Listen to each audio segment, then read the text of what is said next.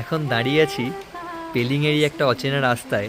অচেনা বলছি কারণ আমি আর রেশমি বেরিয়েছিলাম স্কুটি রেন্ট করে সাইট সিন করতে, কিন্তু ওয়েদার কন্ডিশনটা এরকম হয়ে যায়, সামনের দিকে রাস্তার পুরো ভিজিবিলিটি জিরো হয়ে গেছে আর বৃষ্টি পড়ছে। আরও দুই বন্ধু আছে, তারা রিস্ক নেয়নি, তবে আমরা একটু রিস্ক নিলাম, একটু ঘুরে দেখা যাক পেলিংটাকে স্কুটি করে। ফোর হুইলারে তো বহুত ঘুরেছি, বহু সাইট সিনিং করেছি।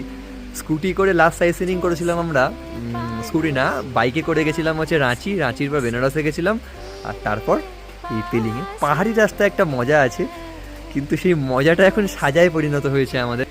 রাস্তাটা দেখুন, পুরো কোনো ভিজিবিলিটি নেই আর একদম সুনসানি রাস্তা। আমরা এখানে একটা কি ভাগ্য ভালো একটা হোটেল, যেটা হোটেলটা কারেন্টলি বন্ধই আছে, কোনো গেস্ট বা রেস্টুরেন্টটাও খোলা নেই, সেখানে শেডের তলায় দাঁড়িয়েছি এরকম একটা।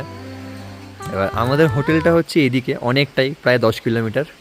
আর আমরা যেখানে যাচ্ছিলাম রিম্বি অরেঞ্জ গার্ডেন আর ওয়াটারফল, সেটাও প্রায় 10 কিলোমিটার। একদম মাঝামাঝি আমরা এখন ফেঁসে গেছি।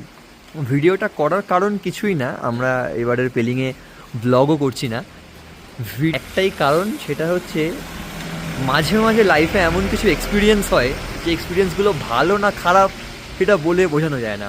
যেমন এই ধরে নিন আজকের এক্সপিরিয়েন্সটা, আমরা বেরিয়েছি সাইট সিনিং করতে কিন্তু ফেঁসে গেছি।